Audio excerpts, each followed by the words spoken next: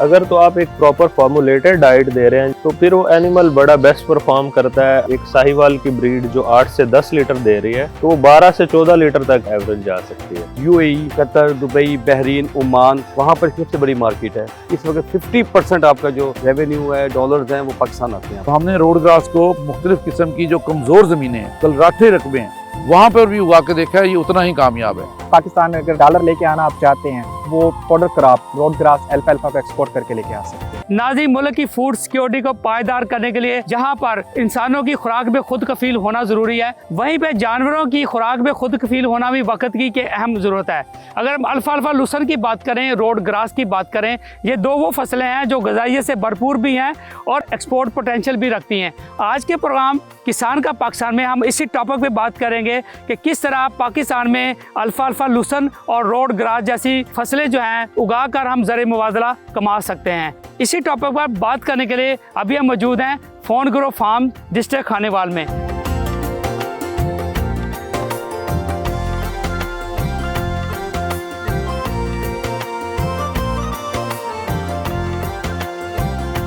अभी मेरे साथ मौजूद है मोहम्मद शान साहब।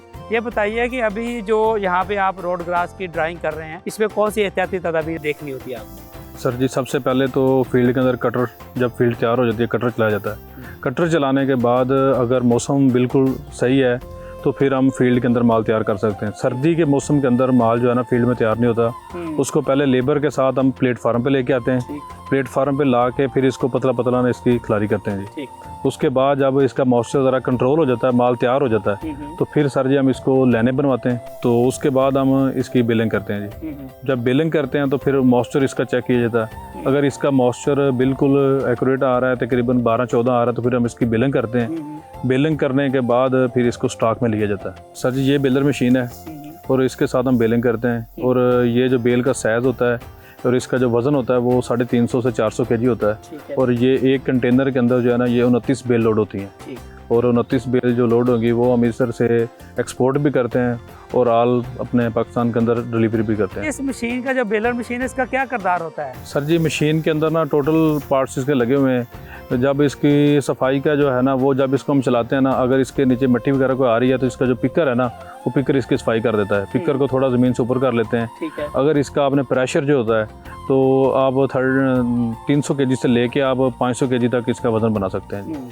और टोटल जो भी प्रेशराइज सिस्टम होता है ये इसी मशीन के अंदर फिट होता है। अच्छा। ये मैकेनिक इसको ड्राइवर अपने हाथ से एडजस्ट कर सकता है जी।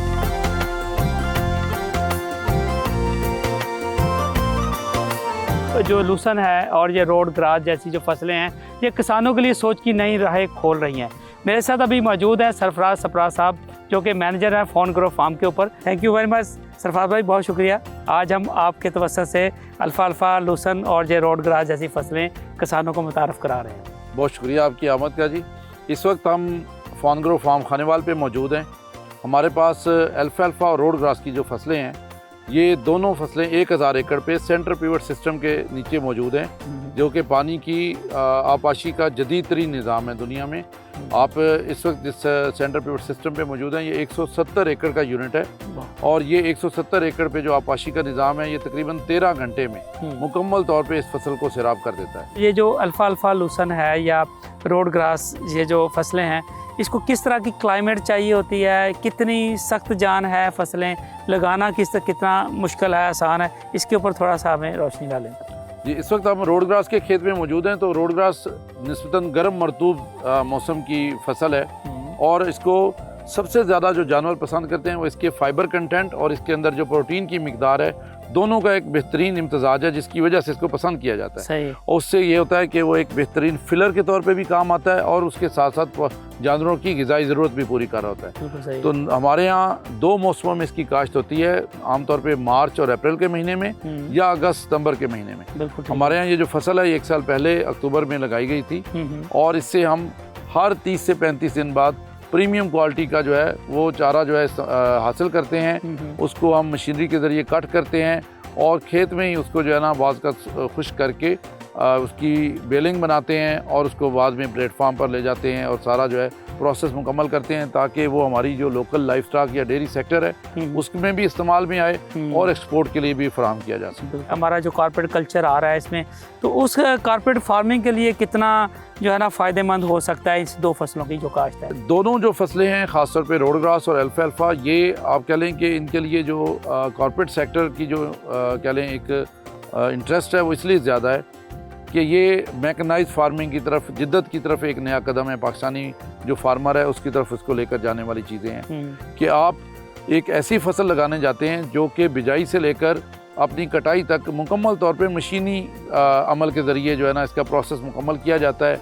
इसमें आपकी जो लेबर की कास्ट है या लेबर का जो अवामिल है वो कम से कम है। उसमें क्या होता है कि आप एक ही खेत से साल में 6 से 7 कट लेते हैं। उससे क्या होता है कि आपकी वही खेत जो है जो कि आपने 2 फसलें या 3 फसलें उगाते थे वो आपकी मल्टीपल टाइम्स पे जो है ना आपके लिए जो है ना ज़रिया आमदन बन जाता है। जो छोटे किसान है, जो छोटे डेयरी फार्मर है, तो वो आपसे यहाँ से ख़रीद के लेके जाते हैं या किस तरह आपके साथ वो जुड़ते हैं, उसके ऊपर भी बताएं। क्या वो खुद ग्रो करें या वो आपसे लेने में उनको ज़्यादा फ़ायदा होगा? तकरीबन 10 से 15 साल के अरसे में हमारे पास जो रोड ग्रास और अल्फाल्फा की इकसाम मुतारफ़ हुई हैं वो ऐसी हैं जो कि पाकिस्तान के पंजाब के अक्सर इलाकों का जो क्लाइमेट है या उसका जो मौसम है उसके अंदर उगाई जाती हैं। सिंध में बहुत बड़ा पोटेंशल है।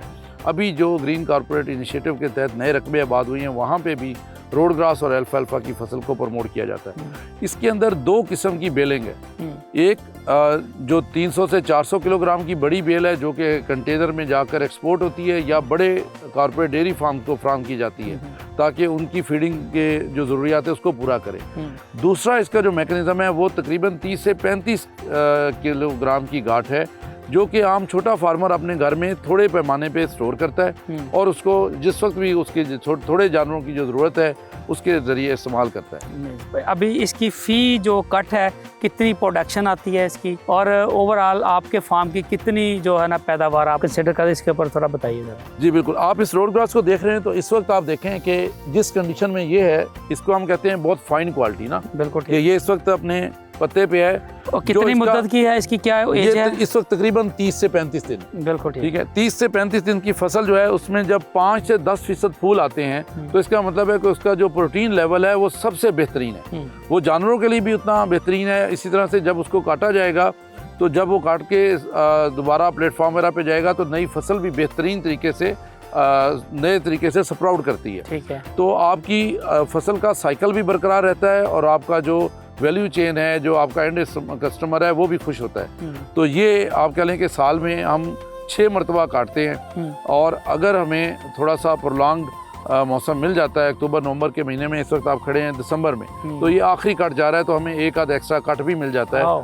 फी महीना 35 दिन में हम तकरीबन 500 टन यहाँ से पैदा करते हैं जिसका गाहक जो है हमारा लोकल डेयरी फार्मर भी है और एक्सपोर्ट के लोग भी हैं। तो मुझे ये बताइए कि इसमें ये कौन से मुल्क से जो है ये ओरिजिनेट है और इसको जो है पाकिस्तान में इसकी अडॉप्टेबिलिटी कितनी है, यहाँ पे कितनी सक्सेसफुल हो रही है ये क्रॉप जो है? ऑस्ट्रेलिया और अफ्रीका के ममालिक से एक कह लें कि एक वाइल्ड ग्रास के तौर पे आइडेंटिफाई हुआ जिसको कि जो ग्रेजिंग एनिमल थे वो बड़े शौक से खाते थे, जानवरों को चराने के लिए इस्तेमाल हुआ था।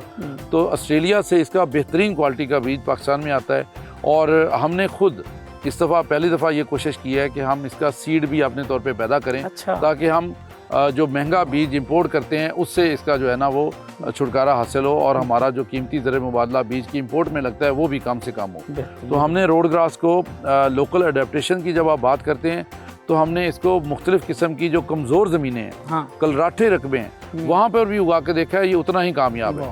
अगर इसके लिए ज़रखेज़ ज़मीन जिसमें पानी की निकासी बेहतर हो तो वहाँ पे इसकी जो काश्त है या वहाँ पे इसकी जो पैदावार है वो और ज़्यादा होती है। तो ये जो सेंटर पेव्ड सिस्टम हमें नज़र आ रहा है, स्प्रिंकलर्स के आप थ्रू इसको इरीगेट कर रहे हैं, तो ये कितना प्लस पॉइंट इसके क्या हैं? आप समझते हैं कि अगर हमारे कॉर्पोरेट सेक्टर में इस सिस्टम को अडॉप्ट करना चाहिए या इरीगेशन जो हमारी नॉर्मली जैसे फ्लड करते हैं वो ज़्यादा बेहतर, किस सिस्टम को आप ज़्यादा बेहतर समझते हैं? देखिए, जब आप बड़े स्केल पे इसको करते हैं तो चूँकि सारा काम ही मैकेनाइज्ड है तो एक इरीगेशन जो आपाशी का निज़ाम है, अगर वो आप मशीनी आपाशी पे चले जाते हैं तो आपकी फसल जो है वो किसी भी वक्त स्ट्रेस में नहीं आती, दबाव में नहीं आती। जब हम फ्लड इरीगेशन करते हैं तो उसको 24 घंटे के लिए जब तक पानी उसमें खड़ा है तो ये एक मुसलसल बढ़ोतरी करने वाला चारा है, तो इसको एक बिल्कुल वतर कंडीशन में नॉर्मल पानी चाहिए। तो वो स्प्रिंकलर के ज़रिए आप देखेंगे एक शावर है जो कि उसको हम उसकी स्पीड और पानी की मिकदार को कंट्रोल करते हैं। उस वक्त ये हर वक्त ग्रो कर रहा होता है और इसलिए हमें 30 से 35 दिन में इसका अगला कट मिल जाता है। अगर इसको फ्लड इरिगेशन पे आम फार्मर करता है तो उसका जो अगले कट का दौरानिया है वो 40 से 45 दिन हो जाता है। तो जो बंदा मैकेनाइज फार्मिंग करता है उसको उसका ये एडवांटेज मिल जाता है। आपका इतना खूबसूरत फार्म है, मैकेनाइज सिस्टम पूरा मौजूद है, मशीनरी मौजूद है और आप मुख्तलिफ जो है ना फसलों पे काम कर रहे हैं यहाँ पे। तो ऐसे में बड़ी ज़रूरत है कि अगर हम शहर के लोगों को आपके इस फार्म के सिस्टम को मुतारफ़ कराएं, इसको एग्रो टूरिज़म के फार्म में लेके जाएं, तो आप क्या समझते हैं ये आइडिया फार्म की इनकम में कितना पैसा इंजेक्ट कर सकता है? आप फ्यूचर में क्या सोच रहे हैं एग्रो टूरिज़म के हवाले से? तारिक साहब, जो एग्री टूरिज़म है ना वो तो मैं कहता हूँ ज़राअत की रूह है। इसलिए कि आप जब इतने बड़े पैमाने पे इतनी अच्छी मैकेनाइज फार्मिंग करते हैं और वो अगर किसी ने देखा नहीं है, ख़ासतौर पे वो लोग जो कि सिर्फ अपने टेबल पे ब्रेड और बटर खाते हैं, उनको अगर इस प्रोसेस में लाया जाए, उनको बताया जाए कि ये तमाम चीज़ें जो आपके खाने की मेज़ पे हैं वो उगाई कैसे जाती हैं, उनके साथ वो मतलब किस किस मराहिल से गुजरती हैं।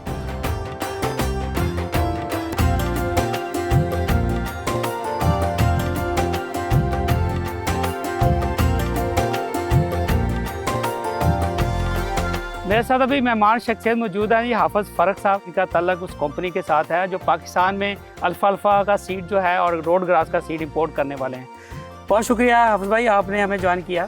तो बताइए कि ये जो अल्फ़ाल्फ़ा लूसन है या हमारा रोड ग्रास जो चारा जात है, इसकी क्या खसूसियत है? ये पाकिस्तान की क्लाइमेट के लिए क्यों सूट कर रहे हैं, क्यों आप इसको फैला रहे हैं यहाँ? मैं Maxim agri private limited company में as a key account manager काम कर रहा हूँ।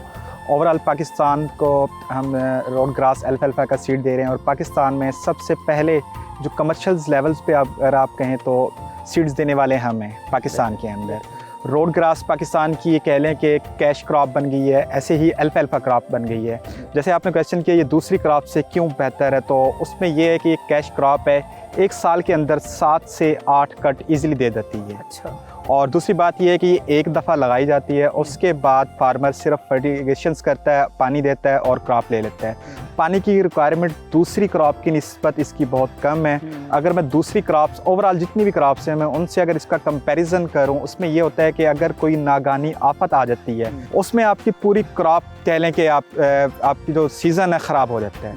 रोड ग्रास अल्फ़ाल्फ़ा में ये होता है कि आपका सिर्फ एक कट ख़राब होना है और वो भी मैं ये कहूँगा कि वो कट पूरा ख़राब नहीं होता, आपकी जो एक्सपेंसेस हैं वो कवर हो जाते हैं। अगर आप दूसरे तरीके से आप इसको देखें तो इसके अंदर जो प्रॉफिटेबिलिटी है वो हाई है और एक्सपेंसेस या इनपुट वो लो है।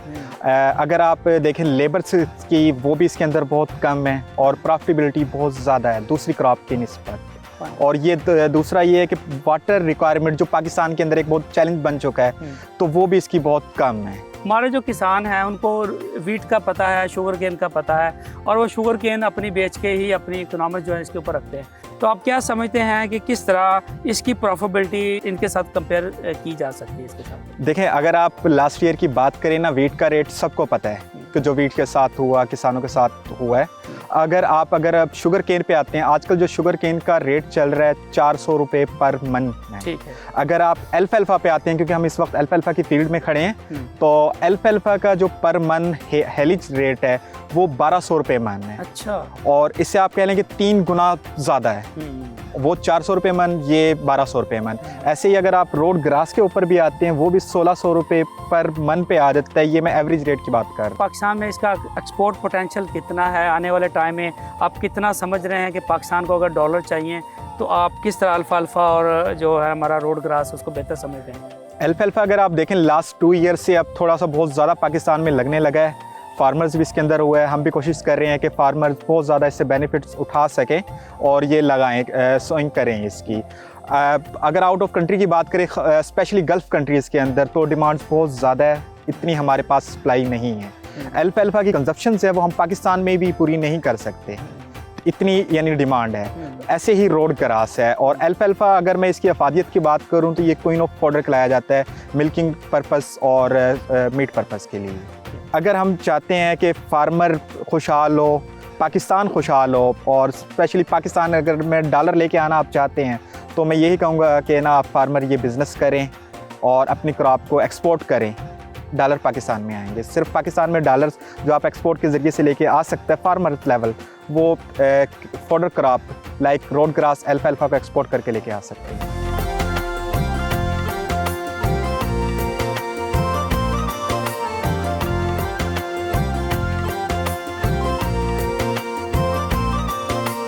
मेरे साथ मौजूद हैं उस्मान ट्रेडर्स, जो पाकिस्तान की एक मायनाज एक्सपोर्टिंग कंपनी है, उनके CEO मोहम्मद मुदस्सर साहब मेरे साथ हैं। Thank you very much Mudassar साहब, बहुत शुक्रिया आपका। जो अभी आप इस बिज़नेस में हैं, हे एक्सपोर्ट के बिज़नेस में, इसका किसान को क्या फ़ायदा है, आप क्यों इस बिज़नेस में आए हैं इसमें? तो कोई ऐसी आपकी क्रॉप नहीं है जो साल के अंदर इतना आप 8 से 9 कट इसके साल के अंदर हमारे पास आते हैं। बिल्कुल ठीक। दूसरी बात है कि इसका रेट्स कंपैरिजन दूसरी फसल के साथ बहुत अच्छा है, रोड ग्रास का, हे का। तीसरा इसकी अफादियत बहुत ज़्यादा है। तीसरी एक्सपोर्ट है। अच्छा। ये दोनों आइटम हमारी एक्सपोर्ट है। अब हमने इसे पाकिस्तान में भी आपकी जो डेयरी फार्म्स है वहाँ पे मुतारफ़ कराया, लेकिन इसकी सबसे बड़ी जो आपकी मार्केट है वो UAE, Qatar, Dubai, Bahrain, Oman, वहाँ पर इसकी सबसे बड़ी मार्केट है। और इसकी जो वहाँ पे जो हमारा रोड ग्रास अल्फ़ा की शक्ल में इस वक्त 50% आपका जो रेवेन्यू है, डॉलर्स हैं, वो पाकिस्तान आते हैं। पाकिस्तान से कितने कंटेनर्स ओवरऑल कितने बाहर जा रहे हैं और आपकी कंपनी कितना एक्सपोर्ट कर रही है? 4 मिलियन जो है ना तकरीबन हमारा dollar per month road grass की मद में हमारे पास आ रहा है। और तकरीबन इसको साल पे अगर आप कैलकुलेट करें तो $50 मिलियन के करीब तकरीबन हमारा रेवेन्यू रोड ग्रास की मद में आ रहा है। अल्फ़ा हे इसके अलावा है, उसका रेवेन्यू, उसकी एक्सपोर्ट, उसके कंटेनर्स, नंबर ऑफ कंटेनर्स वो इसके अलग है। क्या ऐसा टाइम आएगा कि पाकिस्तान में ओवर प्रोडक्शन हो जाएगी, बाहर की दुनिया में हमारी इसकी डिमांड नहीं रहेगी? आप इसका बैलेंस किस तरह समझते हैं? नहीं सर, इसकी तो हमेशा हर वक्त शॉर्टेज रहती है। इस वक्त भी आप रोड ग्रास के जो ऑर्डर्स हैं और जो हमारी प्रोडक्शन है वो कम है।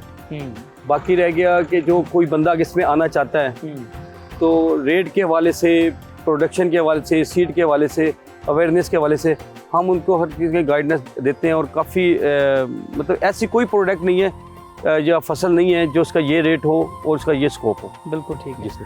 तो मुझे ये बताएं दुनिया के कौन कौन से मुल्कों में अभी आप एक्सपोर्ट कर रहे हैं और नई मंडियां कौन कौन सी आप इसको समझते हैं कि ये मंडियां भी एक्सप्लोर करेंगे? सबसे बड़ी जो आपकी मंडी है या सबसे बड़ी मार्केट है वो है UAE की। ठीक है। उसके बाद आपकी जो है ना बहरीन, कतर, ओमान, सबसे ज़्यादा हमारा जो जाता है गल्फ़ के अंदर, ये तमाम ममालिक में जा रहा है। बिल्कुल। गल्फ़ के तमाम ममालिक है ना जितने भी, और सबसे ज़्यादा जो कैपेसिटी है वो है दुबई की। दुबई का जो है ना तकरीबन इसमें से 80% जो है ना दुबई बहुत बड़ा बायर है। थोड़ा गवर्नमेंट लेवल के बगैर इस पर काम किया जाए और थोड़ी सपोर्ट की जाए एक्सपोर्टर के साथ, फार्मर्स के साथ, गवर्नमेंट की भी सपोर्ट हो और इसको थोड़ा सा इसकी मार्केटिंग की जाए, क्योंकि जो छोटा फार्मर है वो नहीं समझता भी रोड ग्रास और अल्फ़ा को, ना उसको समझता है ना इसकी फार्मिंग समझता है। अगर हम करें तो जो जितना आपको डॉलर चाहिए ना पाकिस्तान चलाने के लिए, उसका 70% जो है ना रेवेन्यू आप सिर्फ रोड ग्रास है और अल्फ़ा से आप पूरा कर सकते हैं। जो हमारे छोटे फार्मर्स हैं उनको मैं एक पैगाम देना चाहता हूँ कि अगर वो इस फील्ड में आते हैं, उनको किसी किस्म का कोई भी अगर सीड, कोई मालूमात चाहिए, मशीनरी चाहिए, वो हम प्रोवाइड कर सकते हैं और उनके साथ हम एग्रीमेंट करके उनका माल भी उठवा सकते हैं।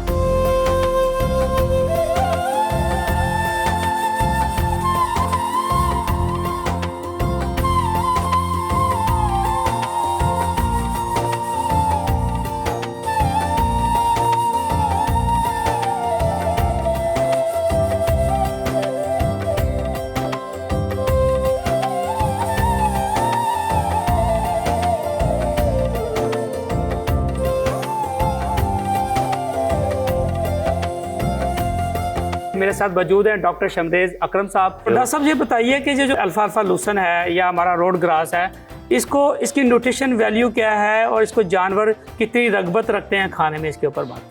अच्छा, सबसे पहले आज से अगर हम कुछ साल पहले की बात करें, 5 से 7 साल अगर हम पहले की बात करें, तो एनिमल्स के लिए हमारे पास सर्दियों में वीट स्ट्रॉ अवेलेबल होती थी। और जिस तरह हमारे सर्द इलाके हैं, एनिमल को फिलर के तौर पे सर्दियों में जो डाइट यूज़ करते थे वो ओनली वीट स्ट्रॉ अवेलेबल थी हमारे पास, जिसे हम तूड़ी कहते हैं, गंदम की जो तूड़ी है। लेकिन अब रोड ग्रास और अल्फ़ा में टेक्नोलॉजी आने से, जब से ये आई है पाकिस्तान में, एक मेगा स्केल पे इसकी प्रोडक्शन स्टार्ट हुई है, एनिमल की जो फूड सिक्योरिटी है उसके लिए भी ये चीज़ बड़ी ज़रूरी है। और अगर हम स्पेशली रोड ग्रास की बात करें तो रोड ग्रास एक प्रॉपर उसमें न्यूट्रिशन है वीट स्ट्रॉ के कोई कंपैरिजन करें, अगर हम उसमें जो प्रोटीन है, जो सीपी जिसको कहते हैं क्रूड प्रोटीन, उसकी वैल्यू जो है 10% है, 10 to 12% रोड ग्रास में प्रोटीन की वैल्यू है। तो आजकल तो जो large mega scale dairy farms हैं उनमें जो स्पेशल डाइट के तौर पे ये यूज़ हो रहा है रोड ग्रास।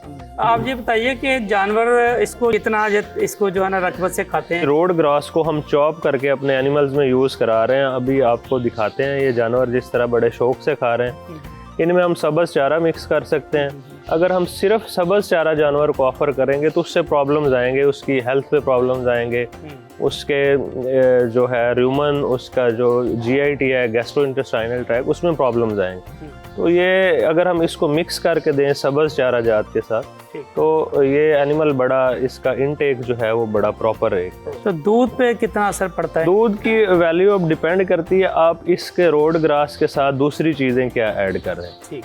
अगर तो आप एक प्रॉपर फार्मूलेटेड डाइट दे रहे हैं जिसमें रोड ग्रास भी इंक्लूडेड है, तो फिर वो एनिमल बड़ा बेस्ट परफॉर्म करता है। अगर एक साहिवाल की ब्रीड जो 8 से 10 लीटर दे रही है, तो 12 से 14 लीटर तक इसकी जो है एवरेज जा सकती है रोड ग्रास यूज़ करने से। ठीक है। अगर हम अल्फाल्फा की बात करें तो वो इससे भी ज़्यादा मिल्क जो है वो इंक्रीज़ करती है। और आजकल जितने बड़े फार्म्स हैं उनका काफ सेक्शन देख लें, रोड ग्रास एंड अल्फा के बगैर जो है ना वो पॉसिबल नहीं है कि हम काफ्स को अपने डिज़ायर्ड लेवल तक जो हमने उनका अचीव करना है, उनका वेट अचीव करना है, वो हम नहीं कर सकते इसके बगैर। इसकी न्यूट्रिशन वैल्यू और इसकी प्रोटीन लेवल के ऊपर और इसके में कैलोरीज के ऊपर भी ज़रा गाइड कर दें, कितनी है दोनों की, अल्फा की भी और रोड ग्रास की? अच्छा, इसमें अगर हम रोड ग्रास की बात करें तो स्पेशली इसमें जो प्रोटीन वैल्यू है वो 10 to 12% वेरी करती है, depend upon your quality and production पर डिपेंड करती है।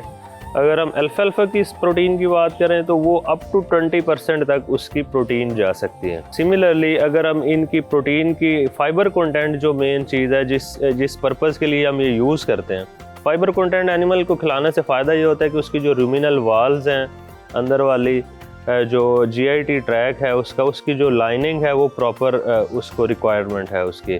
तो फाइबर कंटेंट इसमें 25 से 35% तक वेरी करता है।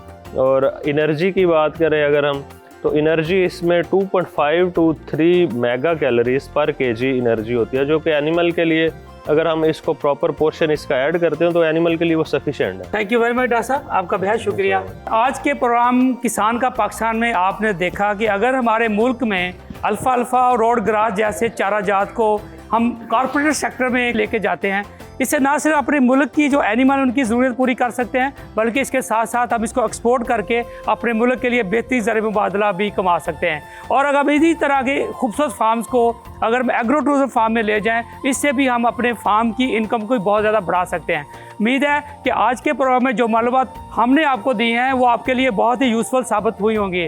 मिलते हैं आपसे अगले प्रोग्राम में नई मालूमात के साथ। अपने होस्ट तारक तनवीर और मेरी टीम को दीजिए इजाज़त, और आप देखते रहिए किसान का पाकिस्तान, सिर्फ डिस्कवर पाकिस्तान का।